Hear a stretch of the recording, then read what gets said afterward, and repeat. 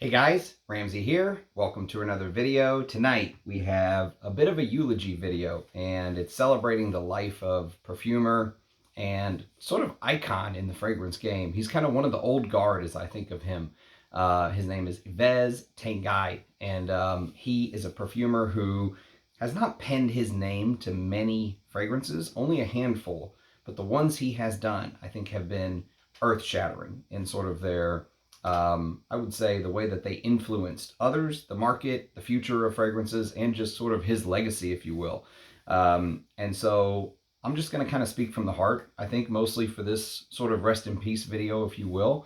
And you know, one of the things that I would say once I started this channel going back about 2 years, 2.5, 3 years, 2 years, 9 months to be exact, I've done a lot of these rest in peace videos, and it's sad. I've got a whole sort of list of all the people that I've done in the back of my head. Well, I could probably start rattling some of them off. I don't have a comprehensive list, but I know that, you know, going back, I remember doing rest in peace videos for Alain Delon, which just happened, although his brand was mostly more, I would say, the celebrity perfume brand that I think is like one of the gold standards in celebrity perfume. Some of the stuff he put out was absolutely phenomenal.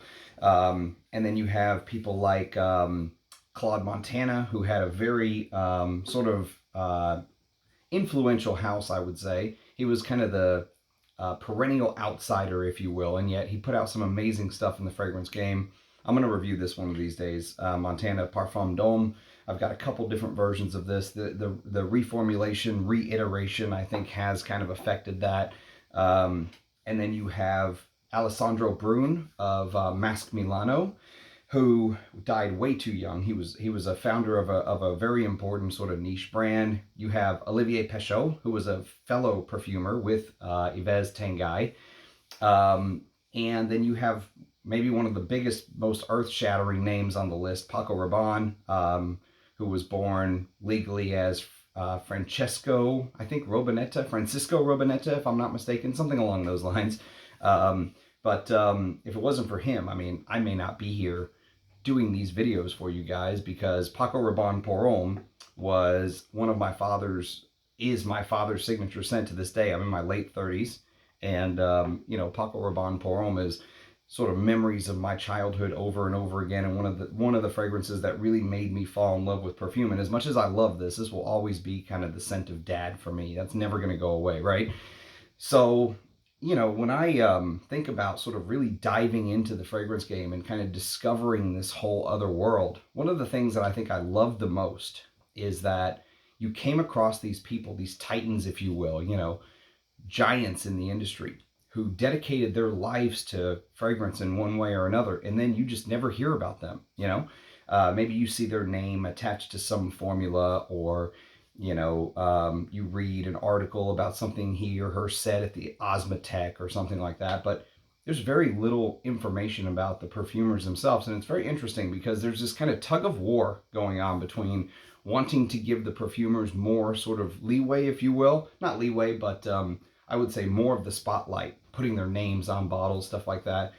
Yves Tanguy had some very interesting words to say on perfumers putting their names on the bottle. We're going to talk a little bit about that. Most of this video is just going to be kind of me talking from the heart. We're going to talk a little bit about the 3 fragrances that he has sort of penned his name to, that I have smelled or have in my collection. I only have 1 full bottle, 1 mini, and 1 decant, which I spent entirely too much time looking for. If you can see that top row, it's nothing but decants up there, basically. And I spent loads of time looking for this damn decant that it's there somewhere. I've smelled it before. I would love a bottle one day. But yes, his views on sort of perfumers in the spotlight, very contradictory to what you might expect, if you will. Okay, but he just passed away. Let's say end of August 2024. I don't know the exact date, and I tried my damnedest to find a date of birth for him so I could put it in the video. No luck at all. No luck. But it does pain me to continue to have to do these rest in peace videos for these titans of perfume. And I understand it could be maybe just I'm getting older and you start seeing people around you start to die. And, you know, you just think, oh, that happens to older people, not you know, not something that happens to people like me or my generation. And then, of course, as everyone gets older, we all intimately get to know death. No one escapes. Everyone who's alive will die. And so maybe that's just part of it, but it does certainly seem like in these last 2 years and 9 months since I've had the channel, a lot of people have passed away. And who knows whether that's just happenstance or something else going on. But it definitely seems like I've been doing a lot of these videos, unfortunately. But this is supposed to be a video kind of dedicated to Yves Tanguy's life. So I'm going to read a little bit of a blurb that actually, interestingly enough, Francis Kirkjohn penned, who is the ISPC president, if you will, International Society of Perfumer Creators, okay? So here's what he says about Yves Tanguy. It is with a lot of sadness that we are sharing with you the passing of Mr. Yves Tanguy, perfumer and member of the French Society of Perfumers. Trained in Grasse as a perfumer assistant with the Cooperative Society La Marigade by Raymond Pellegrin, Yves Tanguy then joined the Bourjois Chanel group. Now, this is very interesting because many people don't remember that Chanel and Bourjois were one firm originally. And if you go back to something like this as an example, this is Soir de Paris, a evening in Paris, if I'm not mistaken. But this was actually done by Henri Robert. Oh gosh, what am I thinking? Hang on, let me get the correct name here. Soir de Paris. It was done by Ernest Beau. Excuse me, Ernest Beau. Let me get the correct name there. But Ernest Beau also did, of course, Chanel No. 5, the early Chanel. So the link between the two companies is something that is not often discussed, okay?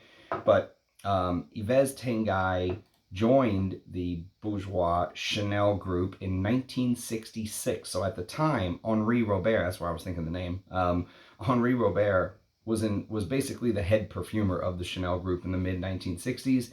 And he basically took over things like management of olfactory quality control for the company and assisted Henri Robert with his creations. So if you pull up some of those Chanels from back then, Henri Robert's name is listed. Yves Tanguy's name is not listed as the perfumer, but God knows what sort of inputs or, doing a bit of a formula here that he just didn't get credit for.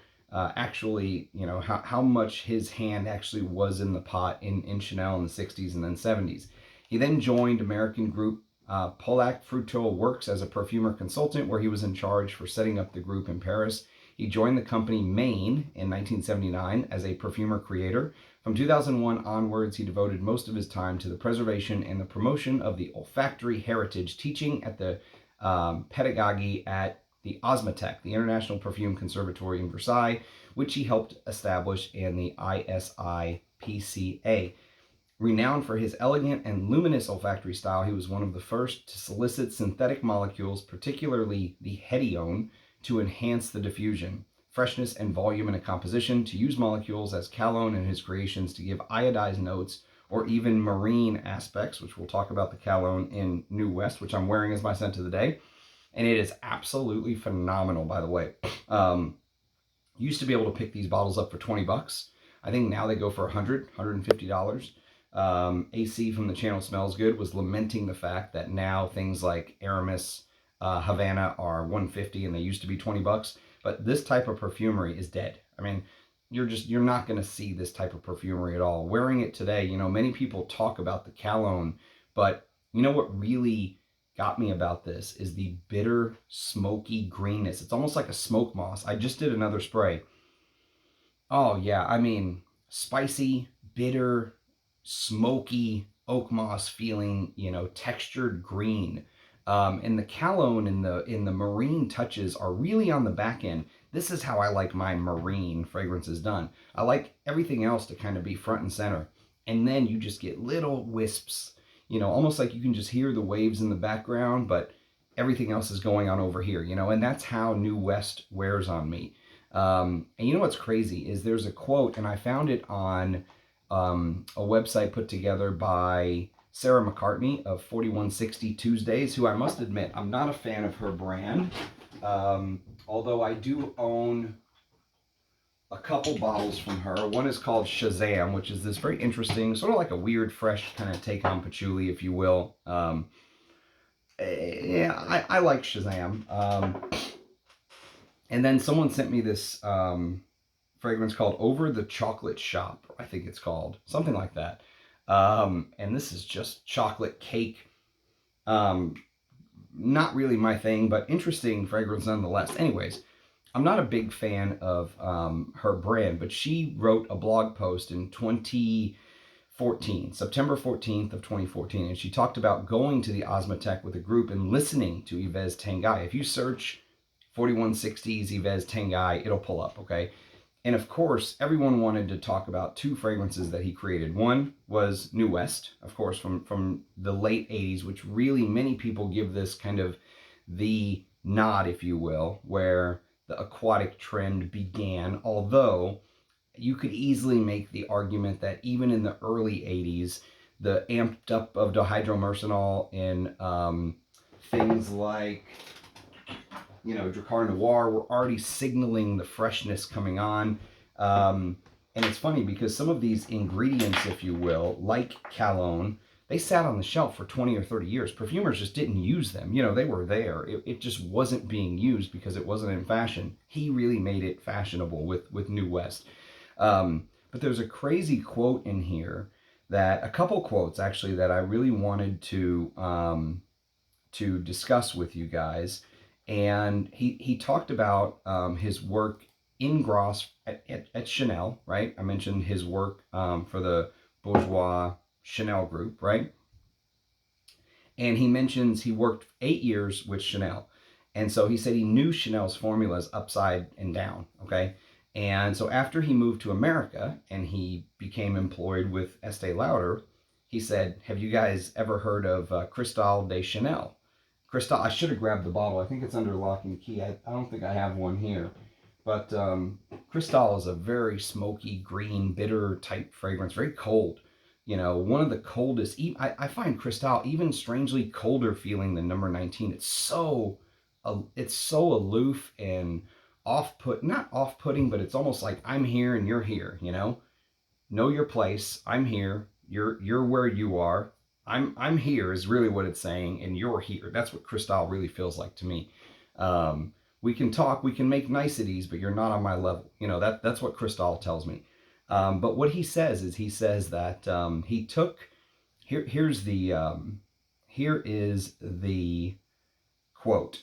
He says, you know, Cristal de Chanel, a beautiful fragrance. This is all quoted on her website. I took Cristal and added cologne to make New West. What? So that's literally what he says when he was talking to Sarah McCartney at the Osmotek a decade ago. He says, I basically took Cristal, added cologne to make New West. Now, I'm sure there's more that goes on than that, but she basically says it's a wonderful piece of information, a deep insight into the real world of how great perfumes are made. Take a magnificent perfume and drop something else in there to see what happens, to create something completely different. That's the kind of information that I'd been hoping to hear.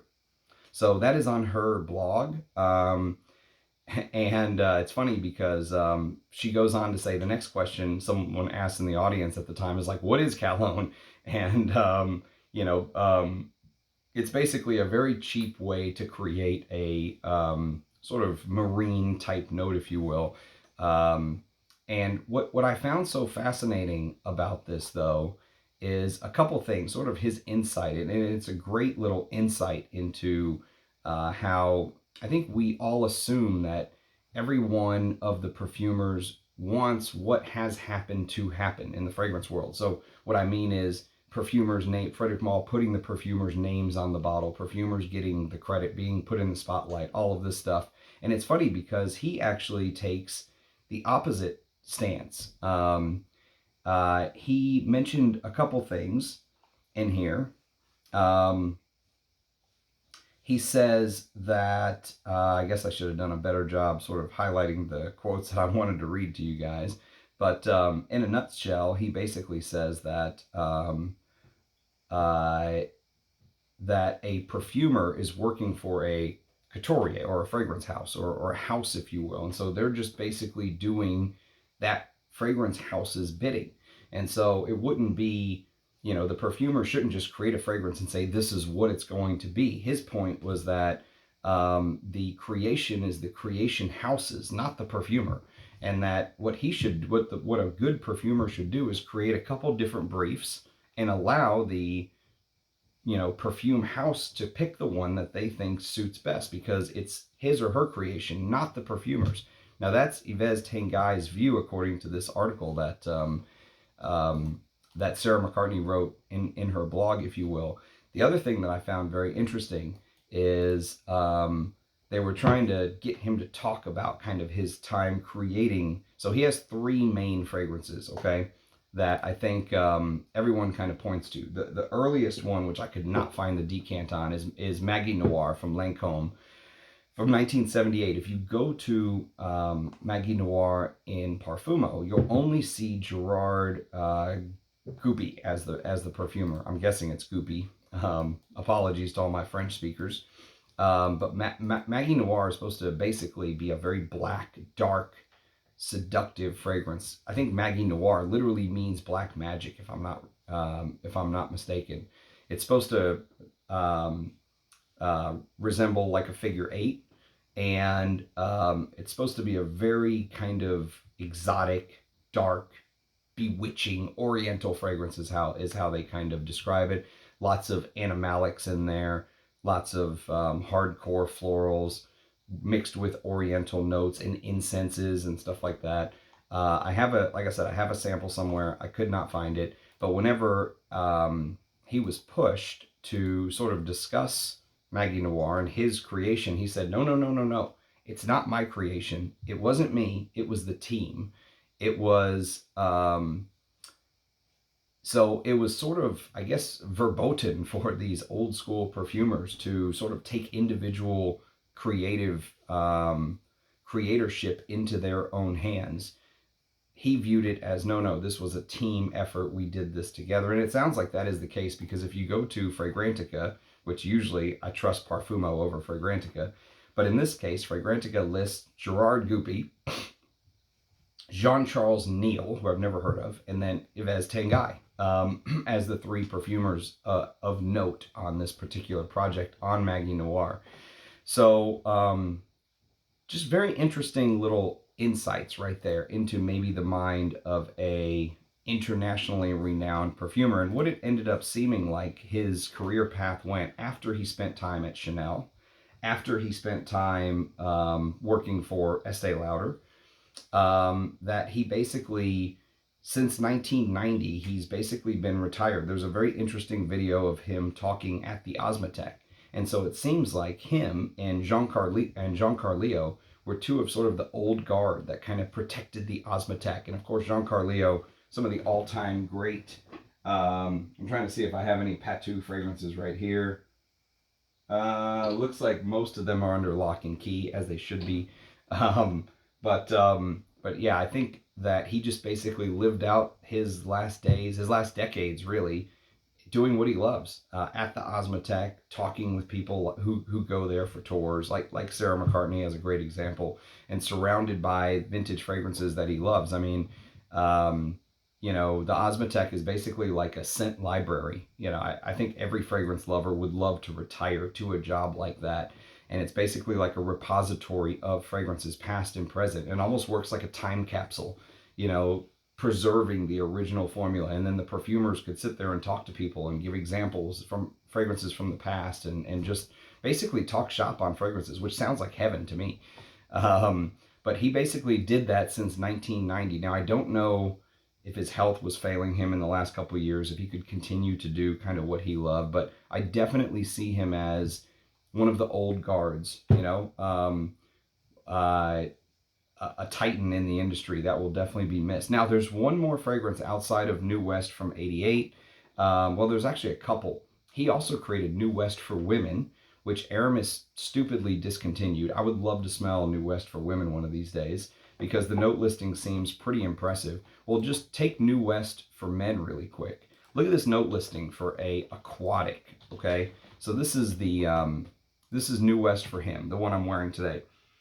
Marine notes, mugwort, aldehydes, bergamot, caraway, lavender, and mint. That's just the top. Heart of bay leaf, and the bay leaf is pretty prominent here. You get that herbal, dry sort of green note. With pine, I love, so that's why I've often said this and Iralfa are two of my favorite aquatics to wear. And I think Iralfa borrowed a lot from this, and I think it borrowed a lot from Edmund Rudnitska's final fragrance, Ocean Rain. Coriander, geranium, juniper berry, jasmine, and watermelon. So really the only two main, that's just the heart, by the way, but the only two main aquatic-y notes I can really point out are the marine notes, a little bit of cologne, and the watermelon. The watermelon gives it that melony thing that became so popular. Pierre Bourdon took and just ran with that in the 90s. And then the base of cedar, oak moss, patchouli, musk, sandalwood, amber, and leather. Leather in a aquatic, okay? This is how I like my aquatics done. This is a phenomenal fragrance. I'm going to say something that may outrage some people, but I like this better than Cristal by Chanel. I swear to God I do. Because Cristal is so hard for me to wear with that cold aloofness to it, you know? I think it would smell amazing on just a boss bitch, right? Just some badass bitch in a pantsuit, runs the damn company. Cristal's perfect for that person. For me, I can appreciate Cristal from afar, but I can't wear it. Not easily anyway. I struggle to wear Cristal. I love this. Now, to be fair, I have Cristal Eau de Parfum. I don't think I've smelled the Eau de Toilette, so maybe that would change my mind. But the Eau de Parfum is a little tough for me to wear. This, on the other hand, is phenomenal. Now, even though he mentioned that Cristal example, you know, Cristal, I'm sure it's not as simple as just taking Cristal's formula and adding, you know, some cologne in the top. But the connection just really was shocking that he mentioned that. And then, of course, I mentioned Magie Noire. The third fragrance... and real quick, I just want to tell you the note listing for the women's version of New West, which he also produced. New West for her came out in 1990, came out 2 years after New West for him. New West for her is melon, bergamot, violet, peach, plum, cologne, and helional, which is a fragrance ingredient that is reminiscent to hay, but also has an ozonic aspect. Carnation, pine, cyclamen, jasmine, and rose with a base of cedar, leather, moss, amber, and musk. That's also an Yves Tanguy creation.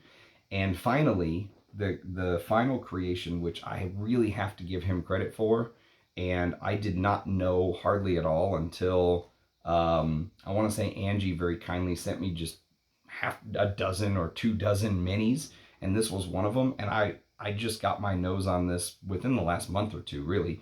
And I only really got a chance to wear it to bed like once. But I'll tell you what, this is phenomenal stuff. This is called Klein II. And Klein II is marketed towards women. But I have no problem wearing this. It came out in 1986, if I'm not mistaken. 85 or 86, somewhere around there, okay? So, good year for perfume. And if you wanted me to try to kind of place it, it's almost a little bit like Musk de Cartier, which, I mean, right there, you can't go wrong, meets something like Obsession, which Obsession was the obsession, I mean, of the 80s. This was one of the biggest hits out there. I have a full review on Obsession if you want to learn more about it. But just imagine taking Obsession, taking the green galbanum bits from Musk de Cartier, that green ambery, sort of like a green amber. If you've ever smelled Crazy Kritzia, which Dominique Ropion did in the early 90s for the House of Kritzia, which is such an underrated house. If you're a vintage lover, you have to dive into the House of Kritzia. Teatro alla Scala, Crazy Kritzia, the list goes on. You know, it's just you can't go wrong with anything from the House of Kritzia I've ever smelled. But basically what it does is it takes that sort of style, if you will, and it adds iris and it adds incense to just notes that just work brilliantly in Klein, along with a little bit of peach, a little bit of these green notes, which is probably galbanum, and this rosewood note, which I love rosewood in a fragrance, and old school carnation, ylang ylang, rose, and then the base is made up of civet, benzoin, vanilla, amber, sandalwood, musk, and patchouli. It's a brilliant creation by Yves Tanguy, completely unisex. I would have no problem wearing this. Just like I have no problem wearing the original women's version of Obsession. But this is kind of one of those that's been lost I would say, to perfume history. So those three are the ones of his that I'm familiar with. New West from 88, and Klein from 85, 86, depending on which source you see. And then, of course, Magie Noire from 1978, which I have a decant somewhere, and I definitely want a bottle one day. Magie Noire is phenomenal. I'd love the original Parfum one day. It is amazing. Deep, dark, rich, enchanting. You know, I love those animalic, challenging fragrances. Black magic. I mean, you can't ask for much more than that. So yes, I mean that's my take. A perfumer who will definitely be missed, and obviously he lives on through his creations. Sad to have to do another one of these sort of rest in peace videos, but it sounds like he lived a brilliant life, a fulfilling life, and he kind of got to do what he loved late into his life, being at the Osmotek. So yes, Yves Tanguy, rest in peace. If you have any experience with his fragrances or any, history or stories to share from him, do leave it in the comments. Like I said, I love kind of studying and getting to know the history in the fragrance world, and, the people are the biggest part. The fragrance world is made up of people, and so getting to know the people, getting to know the perfumers, the brand owners, all that stuff, learning their stories is part of the fun. For me, it's part of the fun. It's not just the fragrance, it's the backstory behind the fragrance itself. So that's my take. Rest in peace, Yves Tanguy. Thanks for watching, everybody. Hopefully, we will not have to do another one of these rest in peace videos for a long time. And more videos to come. If you're in the United States, hope everyone has a great Labor Day weekend. I'll try to get another video or two in before the long weekend's over. But as always, it's a pleasure. Cheers, guys. Catch you next time. Bye-bye.